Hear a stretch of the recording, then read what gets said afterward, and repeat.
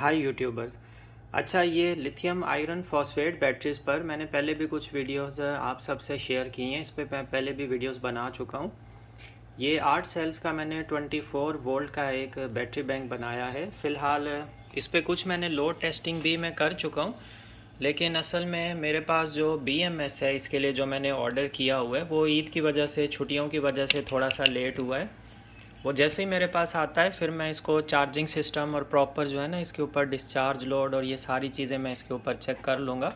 फ़िलहाल मैंने temporary basis पर इनको कनेक्शंस दिए हैं। 24 वोल्ट का मैंने सिस्टम रेडी किया है इन लिथियम आयरन फॉस्फेट बैटरीज़ पर, जिनकी लाइफ टाइम जो है वो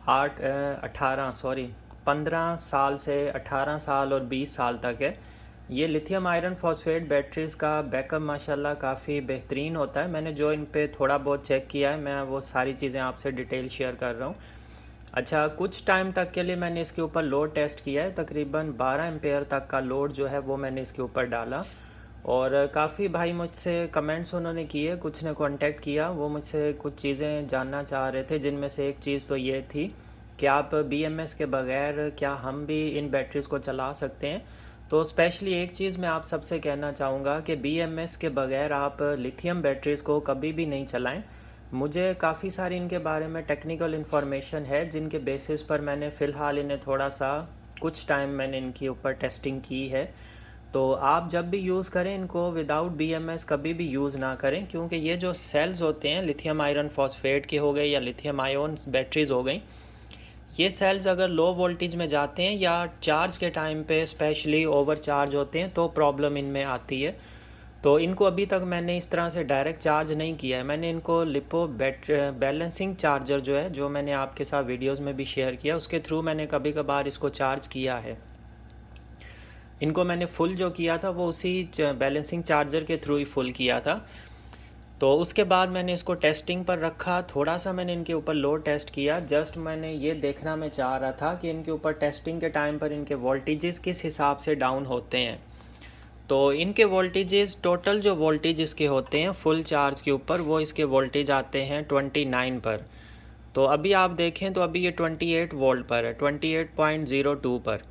तो मैंने जब इनके ऊपर लोड चलाया, कुछ टाइम लोड चलता रहा, तो इसके वोल्टेजेस जो है ना वो 25 पर आए, और उसके बाद 25.4, 25.3 ऐसे आगे रुके वहाँ पर, और काफ़ी देर जो है ना वो बैकअप देते रहे। क्योंकि स्टार्ट में थोड़े से वोल्टेज डाउन होते हैं, बाद में ये स्टेबल हो जाते हैं नॉमिनल वोल्टेज पर और कंटिन्यूस पर बैकअप देते रहते हैं लो वोल्टेज जानने तक। जो इनके मिनिमल वोल्टेज होते हैं, लो वोल्टेज जहाँ पे कट ऑफ होता है, वहाँ तक ये फिर बैकअप कंटिन्यू रखते हैं। तो जब मैंने लोड इसके ऊपर ऑफ़ किया तो वापस इसके वोल्टेज जो हैं 29 पर फुल होते हैं, जैसे आप देखें 28 पर आ चुके हैं। फिर एक और चीज़ इनमें आती है जो मैं चीज़ चेक करना चाह रहा था कि सारे सेल्स पर मैंने इक्वल लोड डाला था, ये सीरीज़ में कनेक्टेड हैं, तो सब पे इक्वली लोड जो है ना डिस्ट्रीब्यूट हो गया था। 12 एम्पेयर का लोड हर सेल के ऊपर पड़ा था। तो फिर मैंने ये चीज़ चेक करनी थी कि क्या हर सेल के वोल्टेज वापस एक नॉर्मल आते हैं या नहीं। तो आपका जब भी बैटरी पैक जो पूरा होता है, बैंक होता है, वो अगर ओके होता है सारी उसकी सीरीज़, तो वोल्टेजेस सबके ही वापस बराबर आने चाहिए। तो जैसे इसमें फ़र्स्ट सेल के अगर देखें 3.53 हैं वोल्टेजेस, और सेकंड सेल के भी 3.5 पर ही हैं, थर्ड सेल के भी इसके 3.49 मतलब 3.5 समझ लें, फोर्थ सेल के भी 3.48 हैं, ये भी 3.5 के बिल्कुल करीब है, 0.2 का डिफरेंस है। और उसके बाद ये फिफ्थ सेल के 3.5 हैं, बिल्कुल सही, और सिक्स सेल के भी 3.51 हैं, फिर हमारे सेवन सेल के भी 3.51 हैं, और हमारा एट सेल के 3.49 3.50। इसका मतलब ये आता है, जो मैं आपसे चीज़ शेयर करना चाह रहा हूँ टेस्टिंग के रिज़ल्ट, एक रिज़ल्ट उसमें ये भी है कि जब इसके ऊपर हमने लोड टेस्ट किया, लोड डाला, बराबर का 12 एम्पेयर का हर सेल के ऊपर लोड आया, पूरे के पूरे 8 सेल्स के ऊपर। उस टाइम पर इनका मैंने डिस्चार्ज के टाइम पर टेम्परेचर चेक किया, बिल्कुल अल्हम्दुलिल्लाह नॉर्मल था। उसके बाद जब लोड डालने के बाद मैंने इसको स्टॉप किया लोड, कुछ देर के बाद मैंने इनके वापस वोल्टेजेस चेक किए, तो वो बिल्कुल सही नॉर्मल पर आ चुके थे, और ज़्यादा वोल्टेज भी लोड में कम नहीं हुए थे, ये एक अच्छी चीज़ थी। उसके बाद सारे सेल्स के वोल्टेज अभी भी जैसे मैंने आपके सामने चेक किए हैं, सभी सेल्स के वोल्टेजेस बिल्कुल बराबर आ चुके हैं। 3.48 एक का था, बाकी 3.49 दो थे, फिर बाकी सारे 3.5 पर थे। तो ये बिल्कुल 100% ओके वोल्टेजेस हैं, सब सेल्स के वोल्टेजेस सेम आने चाहिए, ये सबसे ज़रूरी चीज़ होती है।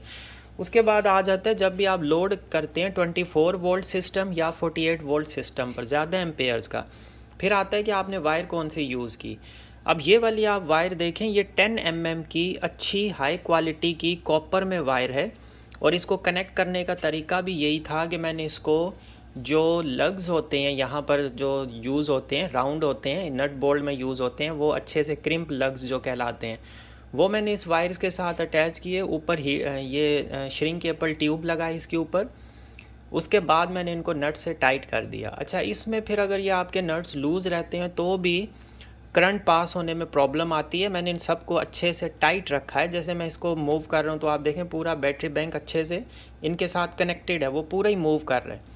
ये ऊपर की स्ट्रिप्स जो है ना, ये मूव नहीं कर रही, ये अच्छे से सारी की सारी टाइटली कनेक्टेड हैं इसके साथ। उसके बाद फिर मैंने इसको जो कनेक्शंस दिए हैं, मैंने उसमें एक ब्रेकर भी रखा हुआ है, और वो मेरा ब्रेकर है 100 एम्पेयर्स का। जैसे आप यहाँ पर देखें तो ये 100 एम्पेयर का एक ब्रेकर है, और ये डीसी ब्रेकर है, ये एसी ब्रेकर नहीं है। इसके थ्रू मैंने फिर इसको बैटरी की ये दोनों वायर्स इन्वर्टर के अंदर कनेक्ट की हुई हैं, और ये इन्वर्टर में जो वायर्स लगी हैं ये 16 mm की हैं, ये 16 mm की हैं। और इसके साथ ये जो बैटरीज़ की वायर्स मैंने लगाई हैं ये मेरी हैं 10 mm की अच्छी कॉपर में अच्छी वाली वायर यूज़ की हैं इसी पर्पज़ के लिए, ताकि लोड लेते वक्त किसी भी तरह का इनके अंदर प्रॉब्लम ना आए।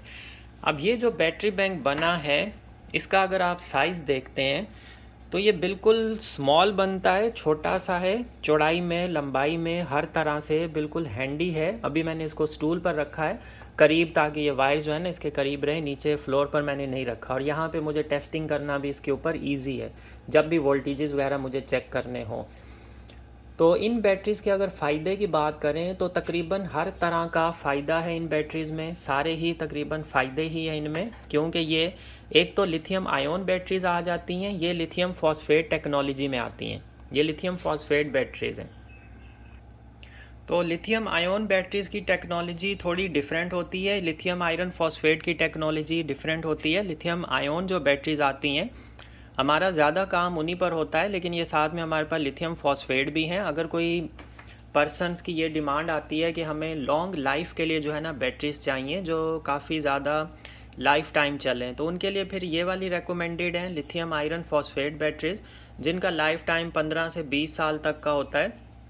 और अगर दूसरी तरफ बात करें लिथियम आयन की, जो सेल्स के साथ बनती हैं बैटरीज़, उनका लाइफ टाइम जो है वो आ जाता है 8 साल 10 साल।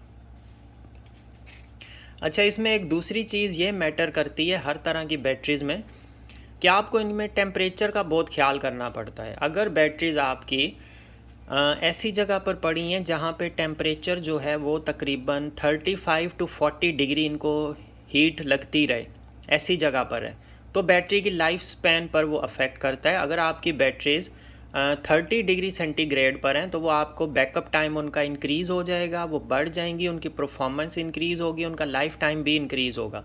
और अगर आपकी यही वाली बैटरीज़ आपकी 25 डिग्री सेंटीग्रेड टेम्परेचर के अराउंड रूम पे पड़ी हुई हैं, तो फिर इनका बैकअप बहुत ही ज़बरदस्त और फुल बैकअप इनका मिलता है। तो एक इस चीज़ का ख्याल करना चाहिए कि आप बैटरीज़ ऐसी जगह पर रखें जहाँ पे उन्हें बहुत ज़्यादा हीट ना मिले, क्योंकि बैटरीज़ भी चार्जिंग के टाइम पर थोड़ा बहुत हीट होती हैं। तो हम जितनी भी बैटरीज़ बनाते हैं, चाहे वो सेल से बनाएं, किसी भी तरह बनाएं, बैटरी पैक्स बनाते हैं, हम उनमें इन चीज़ों का बहुत ख्याल करते हैं कि एक तो इंटरनल रेजिस्टेंस देखें हम, सेकंड जो है ना हम उनका हीट चेक करें कि वो ड्यूरिंग चार्ज और ड्यूरिंग डिस्चार्ज उनका हीट कितनी हो रही है, कितनी हीटअप हो रही है बैटरीज, ये बहुत ज़रूरी होता है। तो ये सारी चीज़ें हम इनमें काउंट करते हैं, हम सारी चीज़ें चेक करते हैं, उसके बाद एक कंप्लीट सक्सेसफुल जो है ना बैटरी पैक बनाते हैं बेहतरीन, जो कि लाइफ टाइम चलता है।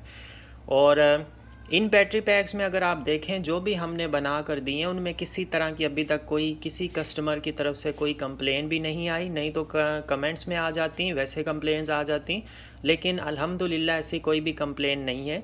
और मैंने आज सुबह की वीडियो में भी ये चीज़ शेयर की थी, आप अगर किसी और जगह से बैटरी बनवाते हैं तो पहले अच्छे से तसल्ली कर लें, उसके बाद बैटरी पैक बनवाएं। क्योंकि बहुत सारी प्रॉब्लम्स आती हैं। इंटरनल रेजिस्टेंस अलग है, टेम्परेचर अलग है, निकल स्ट्रिप की क्वालिटी अलग है, निकल स्ट्रिप जो है स्पॉट वेल्डिंग वो किस तरह से की गई है, स्पॉट वेल्डिंग की क्वालिटी क्या है, वो अलग आ जाती हैं।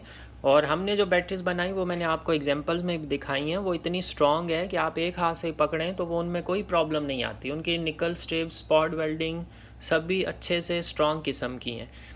अच्छा, ये जो अभी कुछ चीज़ें मैंने आपसे शेयर की, इनके वोल्टेजेस वगैरह चेक किए, एक सेल के टोटल वोल्टेजेस काउंट किए, ये चीज़ें आप भी कर सकते हैं हर तरह के बैटरी पैक्स में। और मैं जो लिथियम आयोन बैटरी पैक्स बनाता हूँ उनमें मैं 4-5 वायर्स अलग से सेपरेट निकाल के रखता हूँ। वो इसी पर्पज़ के लिए होती हैं कि जब आपकी बैटरी पैक हो जाती है तो उसके बाद जो है ना, आप फिर उसको खोल के चेक नहीं करना पड़ेगा, आप जस्ट उन्हीं वायर से उनको चेक कर सकते हैं। तो ये छोटी छोटी टेक्निकल चीज़ें क्वालिटी एक्सप्लेन करती हैं, ये बताती हैं कि जिस बंदे ने आपको बैटरी बना कर दी है उसकी क्वालिटी कैसी है या उसके पास नॉलेज कैसा है। अच्छा, ये इस बैटरी के ऊपर मैं काफ़ी ज़्यादा टेस्टिंग कर रहा हूँ, अभी भी कर रहा हूँ। मैंने जो लिथियम आयोन की बनाई थी उनके ऊपर भी मैंने हर तरह की अपनी टेस्टिंग की थी। जब वो मुझसे पास हुई देन मैंने उन्हें सेल आउट करना स्टार्ट किया। अब इस बैटरी के ऊपर भी टेस्टिंग चल रही है, मज़ीद भी टेस्टिंग हम इसके ऊपर करेंगे। जब ये 100% सक्सेसफुली हर टेस्ट को पास कर लेती हैं देन ये आगे जो है ना, हम इसको सेल आउट के लिए कस्टमर के पास भेजेंगे। उससे पहले हम इनको सेल आउट फ़िलहाल हम स्टॉप किया हुआ है इसी वजह से कि उसके दो रीज़न्स हैं। एक तो हमारी टेस्टिंग कंप्लीट हो जाए, और जब तक हम इनके ऊपर टेस्टिंग कर रहे हैं तब तक हमारा BMS भी हमारे पास शिप हो जाएगा। कुछ BMS मैंने ऑर्डर किए हुए हैं, वो जैसे ही आते हैं तो हम इनको कंप्लीट सेटअप करके उसके बाद डिसीजन करेंगे कि भाई हमें सेल आउट किन को करनी है, किन पर्सन को। फ़िलहाल तो हमें कुछ ऑर्डर्स रिसीव हो चुके हैं, उसी के अकॉर्डिंग हम फिर ये करेंगे। और नेक्स्ट भी हम इनकी डिमांड करेंगे, देंगे नेक्स्ट उसके लिए, ताकि मज़ीद जो है ना हमारे पास स्टॉक अपडेट हो जाए। तो ये जो टेस्टिंग होती है ये इस तरीके से की जाती है। मैं आपसे ये सारी चीज़ें शेयर करता रहता हूँ ताकि आप लोग सीखते रहें, लर्न करते रहें। बैटरी से जब भी आउटपुट लें वो ब्रेकर्स के थ्रू दें, ब्रेकर ज़रूर उसके बीच में रखें, देन आप उसको इन्वर्टर के साथ कनेक्ट करें। अच्छा, इन बैटरीज़ की एक और क्वालिटी, कुछ तो मैंने आपको बताई हैं, एक और क्वालिटी मैं आपको बता दूं। इन बैटरीज़ में एक क्वालिटी ये होती है, ये लिथियम आयोन बैटरी से ज़्यादा बेहतर होती हैं, ज़्यादा बेस्ट होती हैं। इसी वजह से इनकी प्राइस रेट हाई है उन बैटरीज़ के अकॉर्डिंग, उनकी निस्बत इनके प्राइस रेट ज़्यादा हैं। दूसरी चीज़ ये आती है कि ये बैटरीज़ ऐसी बैटरीज़ हैं जिनको आप बग़ैर चेक किए, बग़ैर सोचे समझे, बग़ैर कैलकुलेशन के आप हर चीज़ के साथ कनेक्ट कर सकते हैं। आपके पास कोई भी चार्जर हो, कोई भी आपके पास इन्वर्टर हो, कोई भी UPS हो, चाहे वो देसी UPS हो, हाथ का UPS बनाओ, ट्रांसफार्मर बेस्ड UPS हो, किसी भी तरह का हो, चार्ज कंट्रोलर हो, सोलर चार्ज कंट्रोलर, इनके ऊपर आप इन बैटरीज़ को कनेक्ट करके चार्ज कर सकते हैं। सिर्फ आप डायरेक्ट प्लेट इसके साथ अटैच नहीं कर सकते, सोलर की प्लेट, वो प्लेट आप डायरेक्ट लीड एसिड बैटरी के साथ भी कनेक्ट नहीं कर सकते हैं, वो उसके लिए भी रेकमेंडेड नहीं होता। वो कुछ टाइम के बाद वो बैटरी ख़राब हो जाती है, वो बस्ट हो जाती है। तो लीड एसिड बैटरी के साथ भी कभी भी सोलर प्लेट डायरेक्ट कनेक्ट नहीं करते, हमेशा चार्ज कंट्रोलर के थ्रू किया जाता है। उसका नाम चार्ज कंट्रोलर इसीलिए है कि वो चार्जिंग कंट्रोल करता रहता है, बस उसका फंक्शन ये है कि वो चार्जिंग कंट्रोल करता है। बैटरी आपकी अगर डायरेक्ट लोड कनेक्ट हो बैटरी, अच्छा कुछ लोग लोड जो है ना वो डायरेक्ट बैटरी के साथ कनेक्ट कर देते हैं यहाँ पॉजिटिव नेगेटिव पॉइंट्स पर, वो भी बहुत ज़्यादा ख़राब चीज़ होती है। वो इस हिसाब से कि आपकी बैटरी लो हो जाती है, वो आपकी बैटरी 10 वोल्ट से नीचे लो चली जाती है, 9 पे चली जाती है, 8 पे चली जाती है, वो कट ऑफ नहीं होती क्योंकि डायरेक्टली लोड अटैच्ड है। और पंखा स्लो चलता रहता है, 8 वोल्ट पे भी, 7 पे भी, 6 पे भी। तो जब भी आपकी बैटरी 10 से नीचे जाती है, 9 पे, 8 पे, 7 पे, उसके बाद आपका प्रॉब्लम ये आता है कि बैटरी आपका बैकअप देना छोड़ देती है और बैटरी दोबारा से चार्जिंग भी नहीं पकड़ती। तो इन बैटरीज़ बैंक्स में, चाहे ये लिथियम फॉस्फेट हो, चाहे दूसरी लिथियम आयोन बैटरीज़ हो, इनके ऊपर एक बहुत, इनके अंदर एक अच्छी बात ये आ जाती है कि इनके साथ BMS अटैच होता है। वो बैटरी मैनेजमेंट सिस्टम होता है, वो टोटल पूरी की पूरी बैटरी को जो है ना मैनेज करता रहता है। वो हर सेल को काउंट करता है, हर सेल को चेक करता है, ओवर वोल्टेज से बचाता है, वो शॉर्ट सर्किट प्रिवेंशन करता है, वो ओवर डिस्चार्ज को प्रिवेंट करता है, वो लो वोल्टेज को प्रिवेंट करता है, उसको बचाता है, उसकी प्रोटेक्शन देता है, और वो लो वोल्टेज पे आके कट ऑफ हो जाता है। अब ये जो लिथियम फॉस्फेट बैटरीज़ हैं, इनके जो नॉर्मल वोल्टेज आते हैं, जैसे लिथियम आयोन है वो 9 वोल्ट पे कट ऑफ होती है, वो 9 तक आपको बैकअप देती है। ये जो बैटरीज़ हैं ये 10 वोल्ट तक आपको बैकअप देती हैं, ये 10 वोल्ट पे आके कट ऑफ होती हैं, बिल्कुल नॉर्मल लीड एसिड बैटरी के जैसे। और इनके जो फुल वोल्टेज आते हैं वो 14.6 पर आते हैं। तो आप इसको 15 वोल्ट के चार्जर, 14 वोल्ट के चार्जर, आम जो लीड एसिड बैटरी के चार्जर्स होते हैं उनके साथ आप इन बैटरीज़ को डायरेक्टली चार्ज कर सकते हैं, लेकिन सिर्फ BMS के थ्रू, BMS के बगैर नहीं। क्योंकि BMS हर सेल को चेक करता है, BMS के अंदर से जो लीड्स निकलती हैं वो हर सेल के साथ कनेक्टेड होती हैं, हर सेल के पॉजिटिव पॉइंट के साथ और एक नेगेटिव के साथ कनेक्टेड होती है। उसका फ़ायदा ये होता है वो हर सेल को मॉनिटर करता है, ओवर चार्ज नहीं होने देता। जब भी BMS को ये लगता है कि उसका कोई भी एक सेल ओवर चार्जिंग की तरफ जा रहा है, वो वहाँ पे चार्जिंग बिल्कुल स्लो डाउन कर देता है, स्टॉप कर देता है, थोड़ी सी डिस्चार्जिंग लेता है उस सेल से, फिर जब वो इक्वल होता है फिर उसको वापस चार्ज करता है। वो इसके साथ खेलता रहता है इनके साथ। तो उसका फंक्शन ही यही होता है कि वो बैलेंस रखे, क्योंकि बैटरी मैनेजमेंट सिस्टम का मकसद ही ये है कि वो बैटरीज़ को मैनेज करता रहे, इनको बैलेंस रखे हर तरह से। तो इसलिए BMS के ऊपर जो मुझसे क्वेश्चंस किए गए इन बैटरीज़ को लेकर, आप भी कमेंट्स में देख सकते हैं कि क्या विदाउट BMS हम इन बैटरीज़ को यूज़ कर सकते हैं। तो आप नहीं यूज़ करें, सबसे बेहतर ये है, मैं आपसे यही कहूँगा आप इनको विदाउट BMS बिल्कुल भी यूज़ ना करें, चाहे वो लिथियम आयोन हो चाहे वो लिथियम फॉस्फेट हो। अगर मैं इनको यूज़ कर रहा हूँ तो वो बहुत सारी उसमें टेक्निकल चीज़ें आ जाती हैं, उनके बेसिस पर मैं इनको यूज़ करता हूँ और कंटिन्यू मैं इन पर लोड भी नहीं चला रहा फ़िलहाल। टेस्टिंग एक हिसाब से की जाती है, मैं उसी के अकॉर्डिंग जो है ना इनके ऊपर टेस्टिंग करता हूँ। तो आप इस चीज़ को फॉलो नहीं करें, ये मैं आपको रेकमेंड कभी भी नहीं करता हूँ। इसलिए मैं बार बार इस चीज़ को रिपीट करता हूँ कि आप विदाउट BMS इन बैटरीज़ को यूज़ मत करें, आप BMS के थ्रू ही करें। और हम जितनी भी बैटरीज़ बना कर देते हैं उसमें अच्छा वाला जो है ना BMS लगा कर देते हैं। कुछ कस्टमर ने हमें कहा कि हमें 30 एम्पेयर का BMS लगा दें, हमने उनसे कहा कि हम 30 की जगह आपको 40 का लगा कर देंगे सेम प्राइस रेट पर। तो BMS हम अच्छी क्वालिटी का इसीलिए लगा कर देते हैं, ज़्यादा एम्पेयर्स का, ताकि वो आपको अच्छा बैकअप दे सके, अच्छा लोड बर्दाश्त कर सके। क्योंकि उनमें BMS में 25 भी आते हैं, 20 भी आता है, 10 एम्पेयर्स आता है, 40 आता है, 60 आ जाता है, 100 आ जाते हैं, 200, 800 इस तरह के BMS आते हैं। तो ये इन सारी बैटरीज़ का इंट्रोडक्शन हो गया, लिथियम आयरन फॉस्फेट बैटरीज़ का। जो चीज़ें, क्योंकि मुझसे ये क्वेश्चनिंग की जा रही थी और ये बहुत ज़रूरी चीज़ें हो गई थी कि मैं ये चीज़ें आपसे शेयर कर लूँ, आपसे डिस्कस करूँ। बाकी इनके जहाँ तक वाट आवर्स की बात थी, तो इस बैटरी का मैंने आपको वाट आवर्स बताए थे। ये एक सेल जो है ये 320 वाट आवर्स का है और ये बाकायदा ओरिजिनल ब्रांडेड सेल्स आते हैं, QR कोड होता है, इसके ऊपर सीरियल नंबर होता है, ये सारी की सारी इसके ऊपर डिटेल्स होती है जो कि ब्रांडेड सेल्स की ही होती है। लोकल जो सेल्स आते हैं या जो चाइनीज़ आते हैं उनके ऊपर ये इतनी सारी डिटेल या ये सारी चीज़ें, उनके ऊपर स्टिकर्स वगैरह, QR कोड, ये सारी चीज़ें नहीं होती हैं। तो ये जो अच्छी क्वालिटी के सेल्स होते हैं ये उन्हीं के ऊपर होता है, क्योंकि मैंने इनके ऊपर लोड भी चेक किया, उससे भी मुझे आइडिया हुआ कि ये किस तरह का हमें बैकअप दे सकती हैं और हम कितना इनके ऊपर लोड चला सकते हैं। बैटरी इसके ऊपर मैंने वोल्टेजेस वगैरह चेक किए हैं थोड़े थोड़े टाइम के बाद कि ये किस तरह से वोल्टेजेस को डाउन कर रहा है, और अल्हम्दुलिल्लाह मैं इसके रिज़ल्ट से बिल्कुल सेटिस्फाई हूँ। हर तरह से इसका रिज़ल्ट जो है ना वो बिल्कुल सही आ रहा है।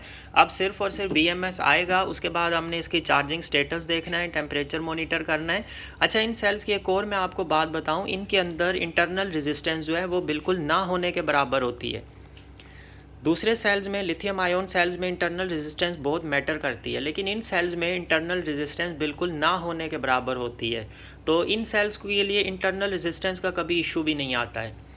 तो ये हर तरह से लिथियम आयोन सेल से बहुत ज़्यादा बेस्ट हैं ये वाले सेल, लिथियम आयरन फॉस्फेट के सेल्स। अगर आप लिथियम आयोन सेल्स को अफोर्ड कर सकते हैं तो आप उनकी बैटरी बनवाएं, अगर आप लिथियम आयरन फॉस्फेट को अफोर्ड कर सकते हैं तो आप इनकी बैटरी पैक्स बनवाएं, क्योंकि ये बैटरी पैक्स बहुत ज़्यादा लॉन्ग टाइम के लिए आपको बैकअप देते हैं और चलते हैं, और इनमें किसी तरह की सर्विस, कोई इशू, किसी तरह का ऐसा कोई मसला नहीं आता है। लिथियम आयोन बैटरीज़ में भी नहीं आता, लेकिन ये उससे इस टाइम पर अगर आप बात करें कि हमारे पास सबसे बेस्ट बैटरीज़ कौन सी हैं, तो ऑल ओवर वर्ल्ड, पूरी दुनिया में सबसे अच्छी बैटरीज़ ये लिथियम आयरन फॉस्फेट की आ जाती हैं। क्योंकि फ़र्स्ट पे आपकी आती हैं लीड एसिड बैटरीज़, उसके बाद आपके पास आती हैं ड्राई बैटरीज़, जेल बैटरीज़, फिर आ जाते हैं ड्राई सेल्स जो होते हैं वो आ जाते हैं 2.5 वोल्ट्स के, और उसके बाद आती हैं आपके पास, बल्कि लीड एसिड के साथ ही ट्यूबलर भी आ जाती हैं, फिर ड्राई बैटरीज़ होती हैं और ये सेल्स आ जाते हैं, लॉन्ग सेल्स आते हैं, डीप साइकिल सेल्स आ जाते हैं। उसके बाद फिर हमारे पास आती हैं लिथियम आयोन बैटरीज़, और फर्स्ट पे आती हैं लिथियम आयरन फॉस्फेट बैटरीज़, ये वाली बैटरीज़। तो ये इस टाइम पर टॉप ऑफ द नंबर है, ये नंबर 1 पर आती हैं ऑल ओवर वर्ल्ड में, क्योंकि इनका बैकअप, इनकी सर्विस, और इनका लाइफ टाइम, इनके साइकिल, और ये जो बैटरीज़ होती हैं ये अप टू 5000 इनके लाइफ साइकिल्स होते हैं। ये 19 से 20 साल तक चलती हैं, बैकअप देती हैं। तो एक आदमी को अगर 10 से 15 साल का भी बैकअप एक बैटरी देती है तो वो बहुत बड़ा एक बैकअप टाइम आ जाता है, बहुत लॉन्ग टाइम होता है। लेकिन ये तो आपको डबल दे रही हैं फिर भी, तो इसलिए मैं इन बैटरीज़ को ज़्यादा प्रेफर करता हूँ। बाकी लिथियम आयन बैटरीज़ आप बनवाना चाहें आप बिल्कुल बनवा सकते हैं, वो भी हम आपको अच्छी क्वालिटीज़ में हर टेक्निकल चीज़ को देखते हुए फिर आपको लिथियम आयन बैटरीज़ बना कर देंगे इंशाल्लाह, बहुत ही बेहतरीन किस्म की लाइफ टाइम वारंटी के साथ देंगे। इन केस फिर उसमें कोई सेल अगर ख़राब भी होता है तो वो बाद में चेंज भी किया जा सकता है, वो आपको वापस बैकअप देने लग जाती हैं वो बैटरीज़।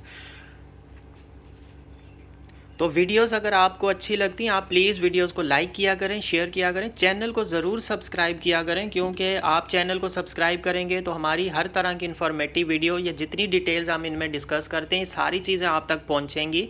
चैनल को सब्सक्राइब करने का मतलब ये होता है और बेल आइकॉन प्रेस करने का, ताकि जो भी वीडियो आए वो फ़ौरन आपके पास नोटिफिकेशन आ जाए।